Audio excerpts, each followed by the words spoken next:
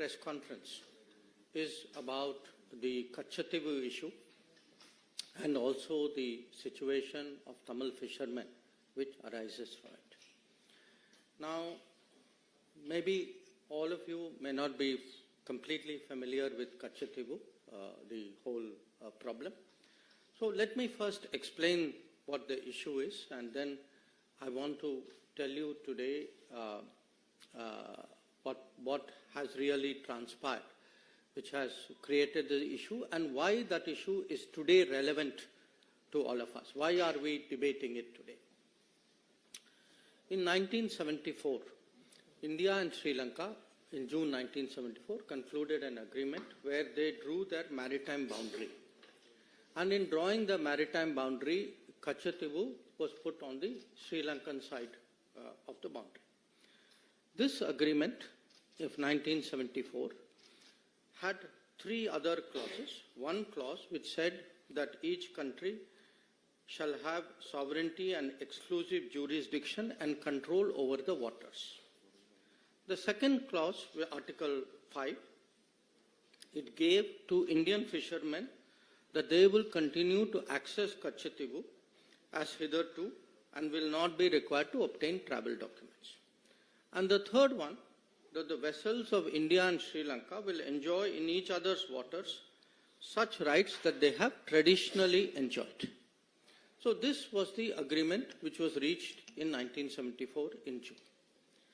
Now, when this agreement was presented before Parliament, the then Foreign Minister, Sri Swaran Singh ji, he actually assured the Parliament, and I am reading his words, I feel confident that the agreement demarcating the maritime boundary in the Park Bay will be considered as fair, just and equitable to both countries.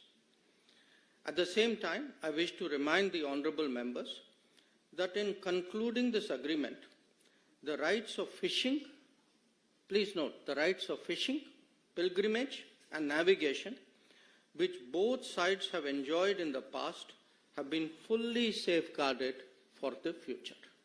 This was the assurance that the then Foreign Minister, Sri Swaran Singh ji, gave in Parliament at that time. 1974, July 23, 1974. Now, in less than 2 years, actually, there was another agreement between India and Sri Lanka through an exchange of letters. And in this agreement, now, India proposed the following. Again, I'm reading to you from the original document. With the establishment of the exclusive economic zones by the two countries, India and Sri Lanka will exercise sovereign rights over the living and non-living resources of their respective zone. The fishing vessels and fishermen of India shall not engage in fishing in the historic waters, the territorial sea, and the exclusive zone of Sri Lanka. So, 1974, assurance is given. By 1976, an agreement is concluded which actually gives away this assurance. Now, once this agreement in 1976 was concluded, there then evolved a position, a standard position, you can say, of the government on this matter.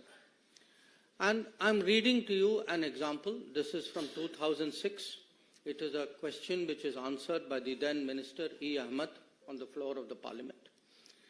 And he says, Mr. Ahmed, the 1974 agreement on the demarcation of the international maritime boundary line between India and Sri Lanka, as also the exchange of letters of 1976 on this issue of fishing rights, stipulate that the fishing vessels and fishermen of India shall not engage in fishing in the historic waters, territorial seas and the EEZ of Sri Lanka.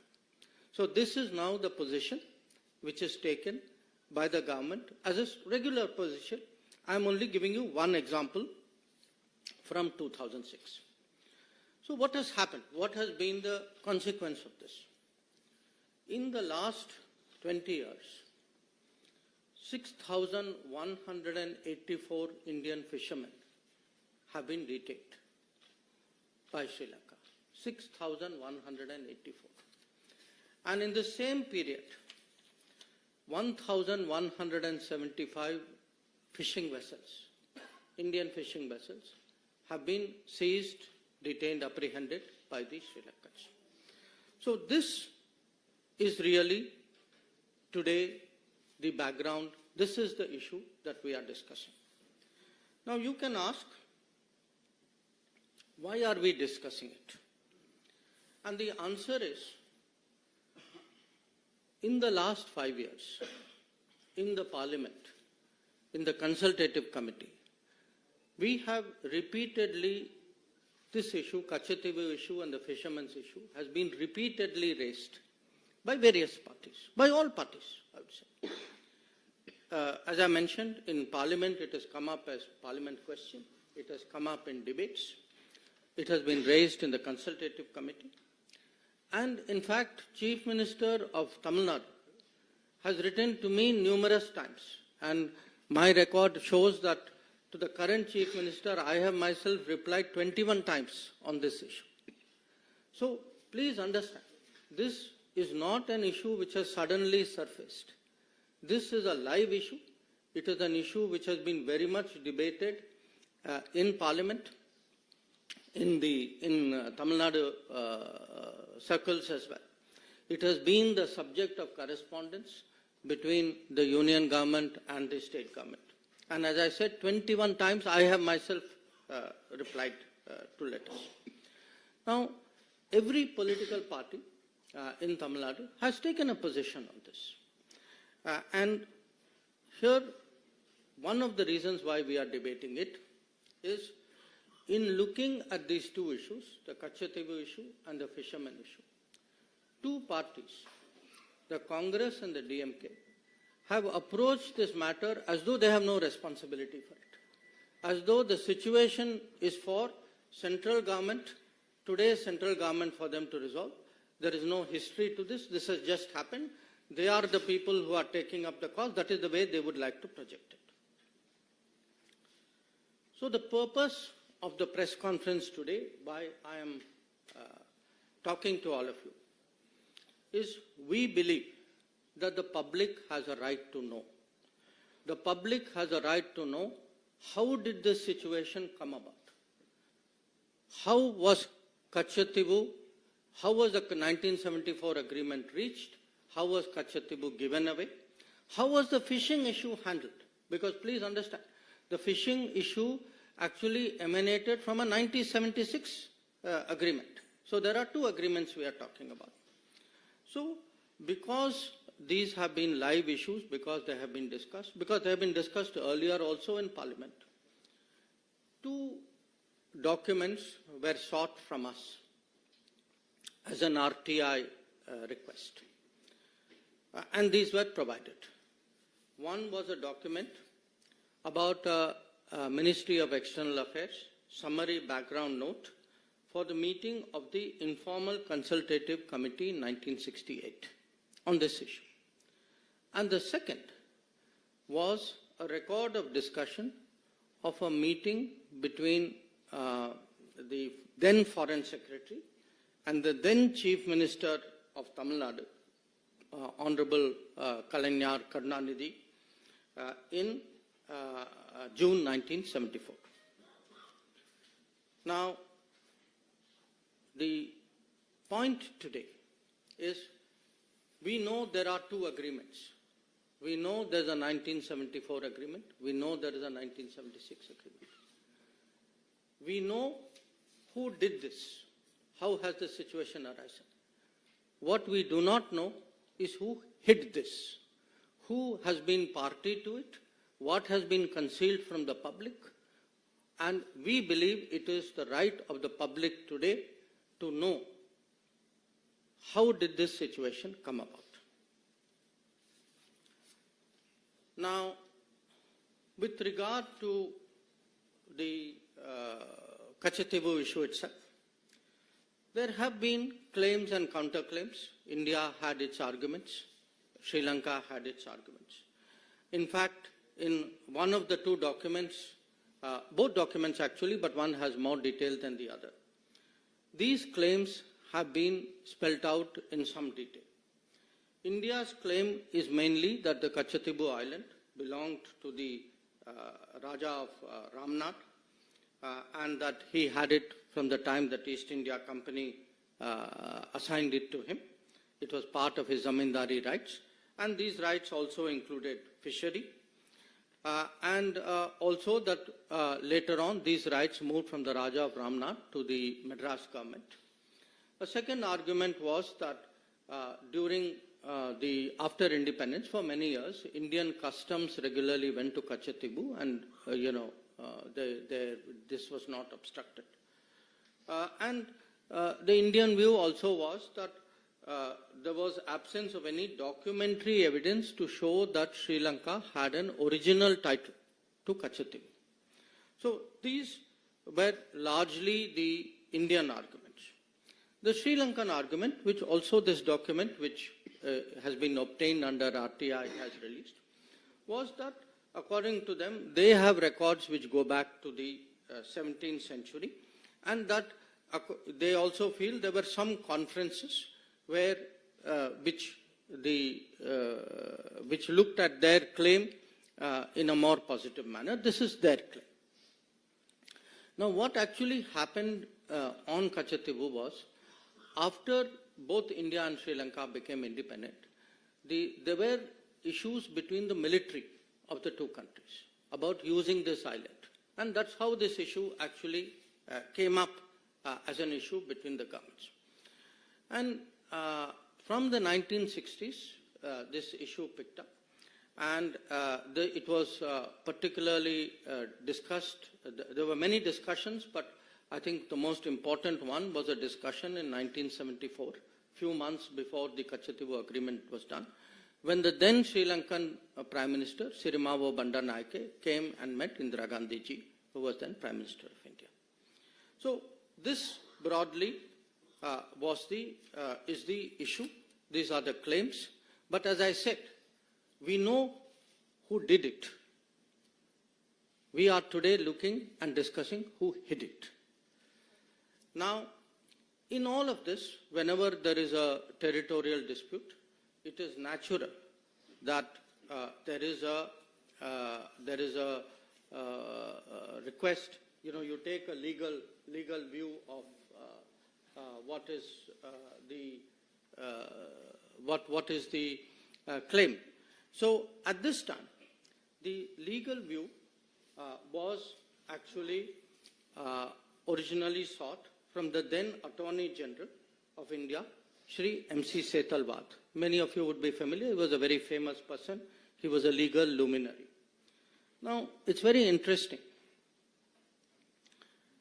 Shri Setalvad gave his legal opinion as the Attorney General in 1958. In that opinion, he says, the matter, and I'm reading from it, the matter is by no means clear or free from difficulty, but on the assessment of the whole evidence, it appears to me that the balance lies in favor of concluding that the sovereignty of the island was and is in India. So this is the opinion of the then Attorney General. In fact, he not only mentions that, he also says, because please note, he says that the matter is by no means clear. He says whatever is agreed, it can also be limited by custom or treaty, and therefore Mr. Setalvad suggests that it may be possible for India to contend that there exists a right by custom in the Indian fishermen to fish in the territorial waters of the island. So essentially, the Attorney General is saying that the balance is something which goes in favor of India. But even if it doesn't, there is still a case. There is still a case to insist on fishing rights, access of Indian fishermen to the waters of this island.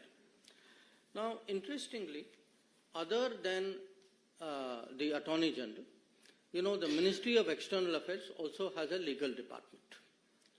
So we had a gentleman there at that time called Dr. K. Krishna Rao. He was a very eminent person dealing with international law. And Mr. K. Krishna Rao also takes a very interesting view.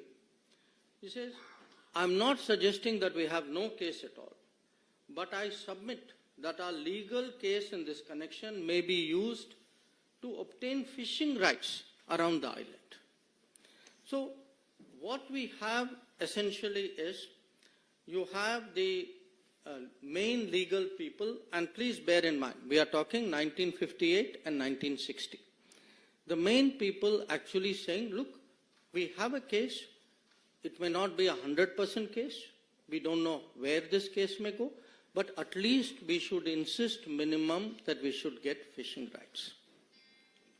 And as I told you at the beginning, the island was also given away in 1974, and the fishing rights were also given away in 76.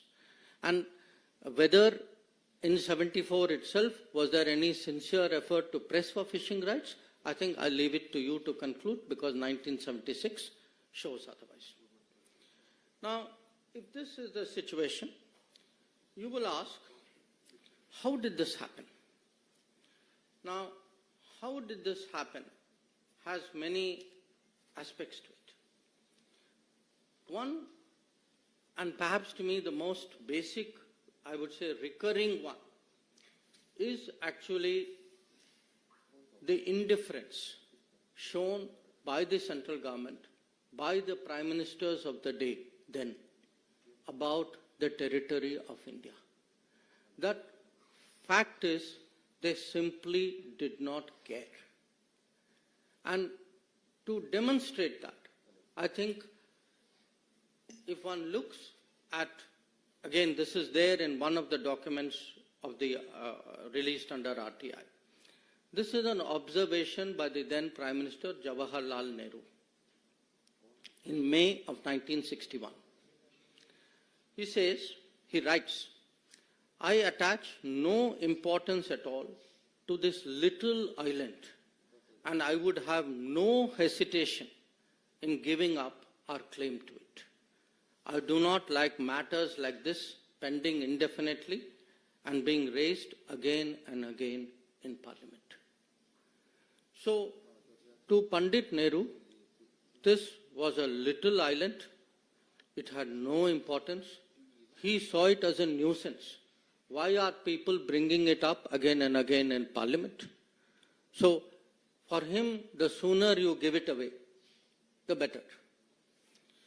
Now, you can say, okay, this was Pandit Nehru's view. Now, I want to read to you. Actually, this was not just Pandit Nehru's view. This view continued on to Indira Gandhi ji as well. So, it's very interesting. If one goes through the records of Parliament, we are now looking, I'm fast forwarding it to the time when Katchatheevu agreement is done. There is a member of Parliament called G. Vishwanathan from Tamil Nadu. And he says, this is I'm quoting from Parliament records, we are worried about Diego Garcia, thousands of miles away from Indian territory, but we are not worried about this small island. When we speak of it, the Prime Minister, he's talking about Indira Gandhi ji, the Prime Minister is said to have remarked in the AICC meeting that this is a little rock. I am reminded of those days when Pandit Nehru called about our northern boundary as a place where not a blade of grass grew. I would like to remind the Prime Minister that after this historic statement by Prime Minister Nehru, Pandit Nehru never regained the confidence of the country.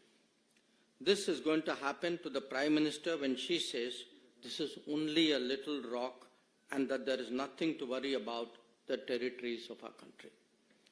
So, as you can see, this is not just one Prime Minister, whether it was Pandit Nehru or whether it was Indira Gandhi. This very dismissive attitude, this little rock, this island of small island of no importance, this was the historic Congress attitude towards Katchatheevu. Now, again, please don't think it's an individual view. This was actually, in a way, had seeped into the party thinking. So, I will give you another example of it. Same time, there was a very well-known Congress leader, all of you are familiar with his name, he was from Delhi, called HKL Bhagat. Now, HKL Bhagat is reacting in the same Katchatheevu debate. So, he says, and I'm quoting from the parliamentary record, he says, my honorable friend from the DMK was just now talking about Katchatheevu, the island. It appears to me that the DMK thinks that probably they can desperately cling to this issue and survive in Tamil Nadu. The Jansangh at one time thought they could survive by clinging on to Kutch, but they failed. The DMK is also bound to fail because people of India and the people of Tamil Nadu are mature enough to see that it is in the interest of India, a big and great country, to keep her neighbors, particularly her small neighbors, satisfied. So, please appreciate today how strong, how deep, how pervasive this thinking was. For them sitting in Delhi, this island, this small rock, this island of no importance, this did not matter. It was an inconvenience to be given away so that they, in their minds, could actually get, not just have good relations with a neighbor. They found it irritating, it was coming up in parliament. For them, it was a headache. So, they saw the territory of India. And when someone says Jansangh also had the same view, yes, there were parties for whom every millimeter of Indian territory mattered. Apparently, there were parties to whom even large tracts of Indian territory, as we saw on Aksai Chin, did not matter. Now, so far, I have spoken about what was the approach of the central government and of the Congress party. But you have to ask yourself, would it have been possible if there was no connivance at the state level? Now, since 1974, we have heard protestations from the state government, then state government, from the DMK. As I pointed out, I get so many letters even now from the Chief Minister of the DMK. So, I want to now turn the focus to the second document of the RTI. This is a document which is a record of a meeting on 19 June 1974, which is held in Fort St. George, the Secretariat, Tamil Nadu Secretariat conference room, where the Foreign Secretary, accompanied by the Director of the Historical Division, he calls on the then Chief Minister of Tamil Nadu, Kalaignar Karunanidhi, and present there are the Tamil Nadu Chief Secretary, gentleman called P. Sabanayakam, and the Home Secretary, a gentleman called S.P. Ambrose. Now, I want to share with you the relevant part of this, because this will now answer the question. Not just the question who did it, but the question who hid it also. After the exchange of courtesies, Foreign Secretary, recalling the talks he had in New Delhi with the Chief Minister in 13th October 1973.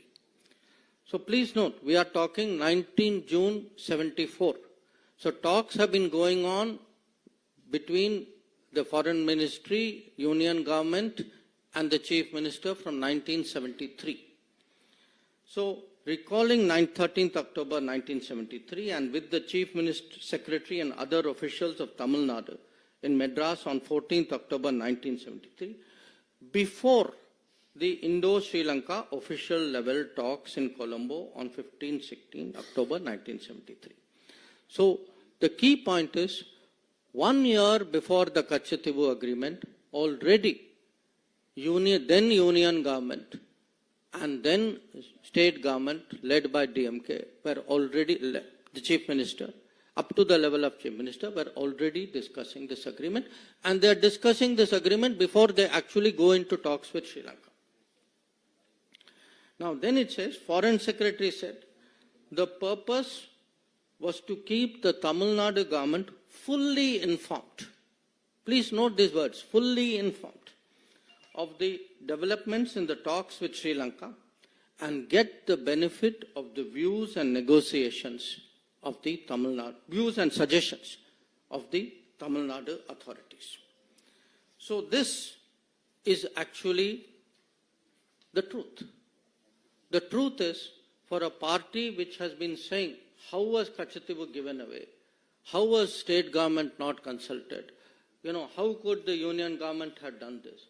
The fact is that actually there were consultations going on. They were kept fully informed. And please, when you hear the rest of it, you will see that it is much more than this. So I am now reading another part of the document. Foreign Secretary then said that he had the authority of the Prime Minister and the Foreign Minister to put forward to the Chief Minister of Tamil Nadu for his consideration a compromise proposal which would divide the historic waters in the Park Bay.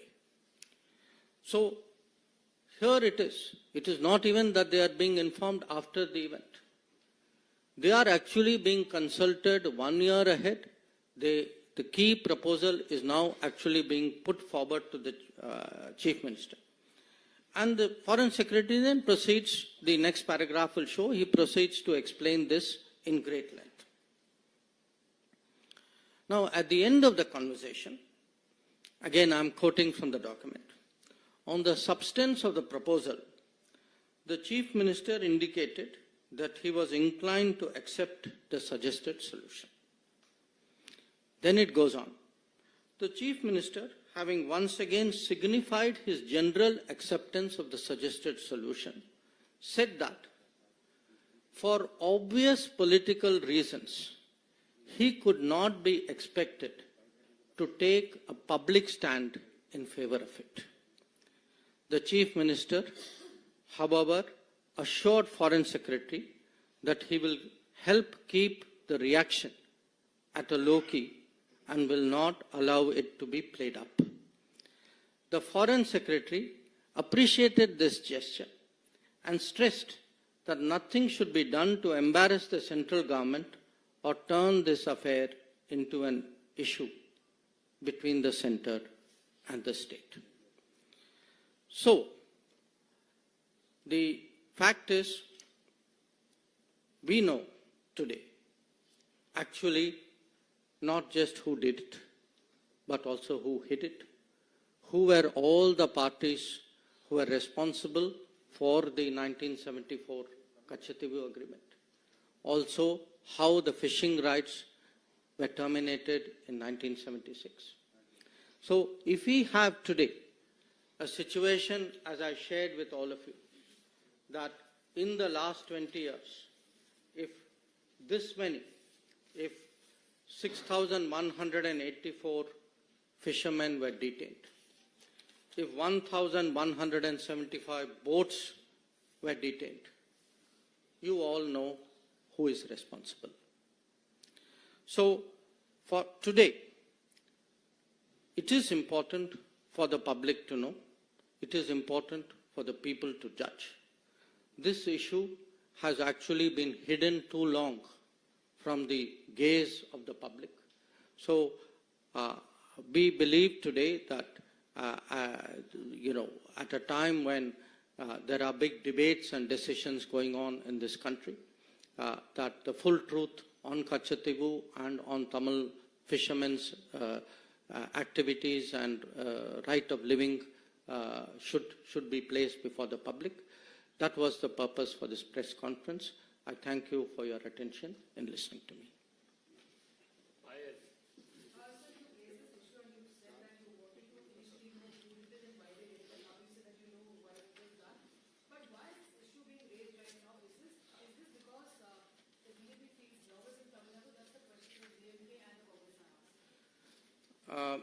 Payal, no, I I don't think it is a question of feeling nervous. On the contrary, I think anybody who has seen the Prime Minister's road shows will see the upsurge and the enthusiasm in Tamil Nadu.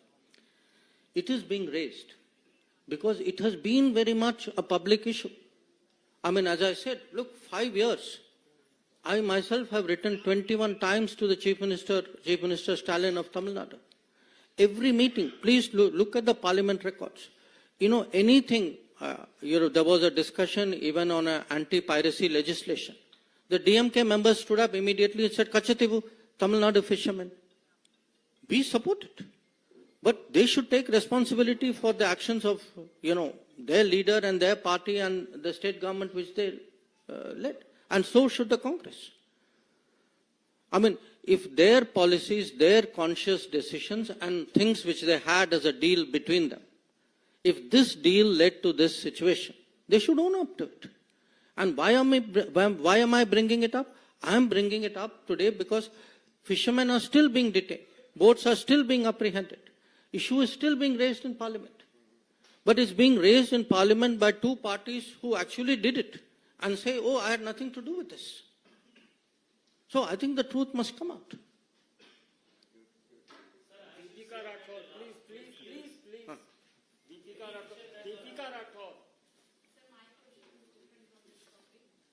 No, sorry, your question is on this topic? Let me take the question on the topic.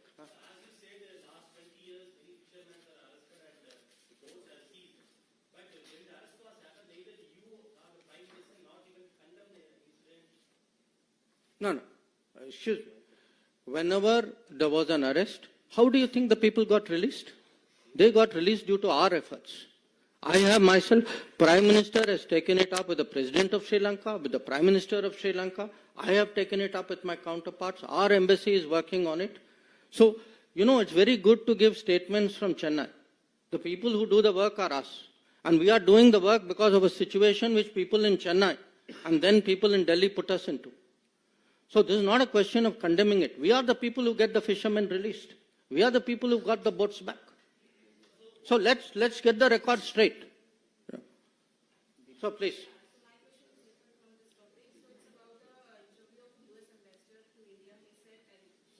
No, wait. First, let's take questions on this topic.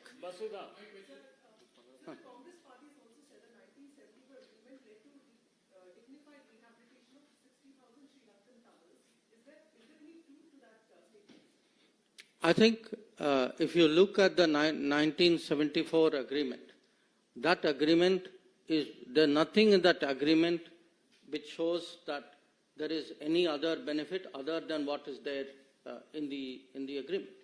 See, what is very troubling? What is troubling is, okay, there was a 1974 agreement. You know the controversy about that. You all know that this matter has gone to Supreme Court. It is sub judice out there. Then, after giving assurance in 1974 that nothing has actually changed, in less than 2 years, actually the fishing rights change. Okay. Then, now two things have happened. After that, to pretend that I have nothing to do with this, that, somehow the government of the day has to deal with it. I mean, this gentleman is asking me, why Prime Minister and you have not condemned it. Look at the people who created the problem in the first place. They are washing their hands of it as though they had nothing to do with it. We are the people who today are facing the consequences and trying to help the fishermen of Tamil Nadu.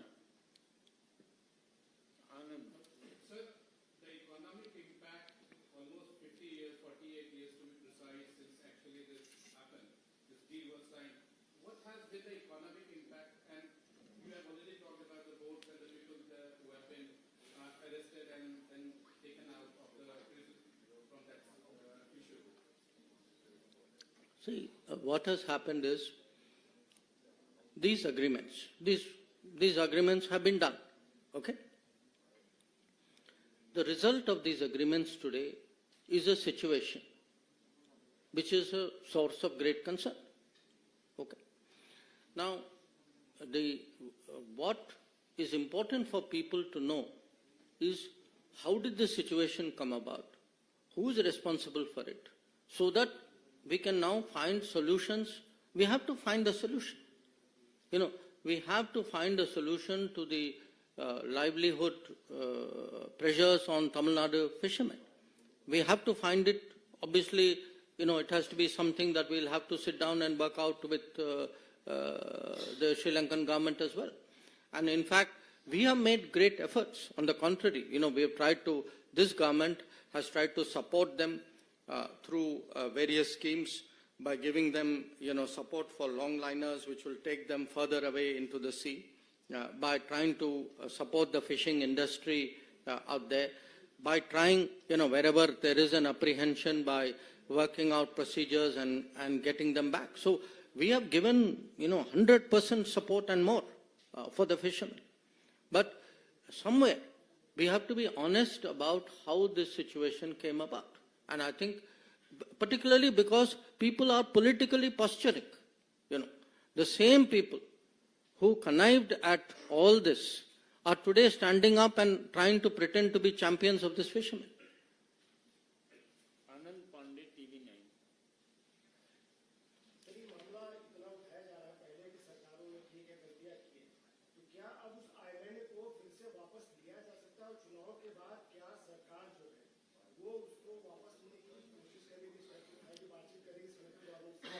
See, the issue, you again know, there are two writ petitions pending before the Honorable Supreme Court. So when a matter is sub judice, nobody speculates on this matter. Today, the issue is, how did we arrive at this point? Who has the responsibility? And who is hiding what? People should know. So what will happen in the future? I think, as I said, matter is sub judice. Sir, today Prime Minister Narendra Modi has tweeted and he also attacked DMK on this issue. He has stated that DMK and Congress are on the same page when it comes to the giving away of Katchatheevu Island and how they only work for their family. And he has quoted reports that how then Chief Minister of Tamil Nadu, Karnataka, was taken into confidence by Indira Gandhi to give away this particular island. Mm-hmm. In fact, the Prime Minister is referring to exactly the matter which I have spoken about in great detail. The question of, the meeting which took place in June, the continuous contacts and the full information which was given to Tamil Nadu government from 1973 onwards. The fact that they were consulted before the talks, official talks took place with Sri Lanka. The fact that the Chief Minister was asked whether what was called the compromise solution was placed before him. The fact is he gave his assent to it. So all this is today a matter of public knowledge.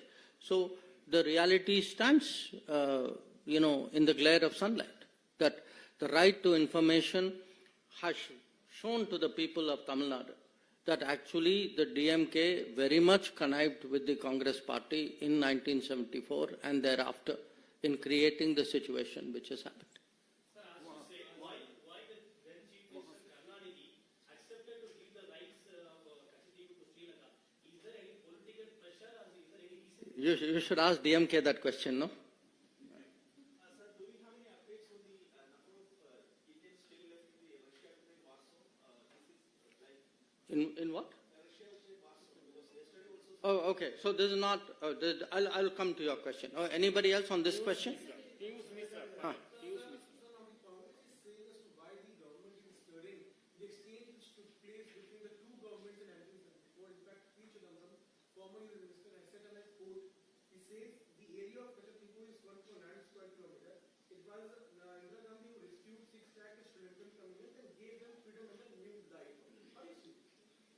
No, I think, frankly, this is a cover-up for something which was done. If there was any such consideration, we would see it in the records. The record is very clear. What does the record say? The record says, Pandit Nehru said that this is a small island of no importance. The record says Indira Gandhi said this is a little rock which doesn't matter. First you say it doesn't matter. Now you claim that you actually got something for it. There's nothing to show that. So there's no doubt whatsoever that we are approaching the poll season. Through this press conference, through the documents that have been released, what is the message that the BJP is trying to give to the people of Tamil Nadu vis-a-vis political impact? No, look, I think it is important for the people of Tamil Nadu to know the truth about a very emotive issue on which the public has been misled for many, many years. The purpose, there is only one and one purpose for this press conference. That purpose is the public has the right to know. The public in Tamil Nadu particularly has a right to know about an issue on which there has been so much debate in the last 50 years. We need TV 18. Sir आपने बहुत अच्छे से इस मुद्दे को कच्छाथीवू का जो मुद्दा था उसे समझाया, लेकिन अब बीजेपी क्या चाहती है? कच्छाथीवू को वापस भारत में लेना चाहिए, बीजेपी का क्या चाहती है? I have already answered that question. Huh? You already had two chances, please. Sorry? I think all of you are asking what I have already answered. The matter is sub judice before the Honorable Supreme Court. So let us do one thing. I think two of you had different questions. First she asked first. Please allow me.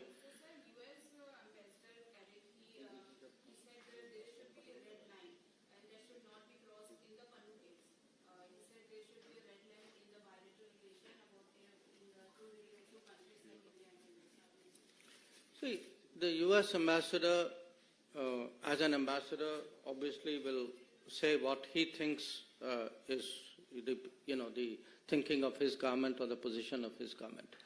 I will say what is the position of my government. And the position of my government is that in this particular case, there have been certain information which has been provided to us, which we are investigating. And it is something we are investigating because we believe our own national security interests are involved in that investigation. So as and when we have something to say on that investigation, we would be very glad to speak about it. At this point of time, beyond the fact that there is an investigation going on, we have nothing more to say. So I think that gentleman right at the end.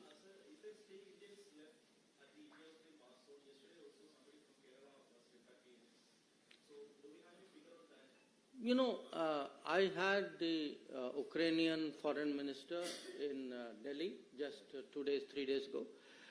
And my understanding is, yes, there are some Indians, there are some people who are working there, some people who are studying there. There are different people who are doing different things.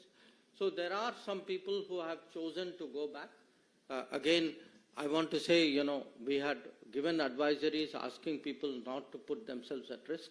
I mean, that is our duty as a government. But there are people who have chosen to go back. But if there is any situation, see, the Modi Sarkar, through its entire record, wherever any Indian is under any trouble, we have always made it a point to ensure their security. So if there is somebody in a situation, my advice would be they should reach out to the embassy, and I'm sure the embassy would respond. Sorry? Yeah, I'll end with that. I think in that case, we have taken it up very, very strongly with the Russian government, and we are trying to get all these people back to India safely.